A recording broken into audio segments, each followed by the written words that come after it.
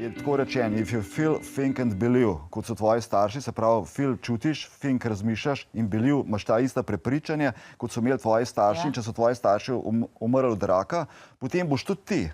Če boš pa ti vse to, kar sem zdaj omenil, zamenjal, da boš naredil nov proces v življenju, odprl novo stran v knjigi, da bo začel stvari procesirati na drug način, potem pa jasno, ne boš imel šans, da bi se to zgodilo. In ko smo bila prej pri epigenetiki, to, kar je zdaj ta nova znanost, je zdaj dokazan, da do 6. leta starosti dobimo tako imenovane nezavedne vzorce, ki so milijonkrat močnejši od zavednih in vodijo 95% našega življenja. In ko nam solijo pamet, se opravičujem, ampak dobesedno pozitivno razmišljaj, ljube duše, to je 5% samo.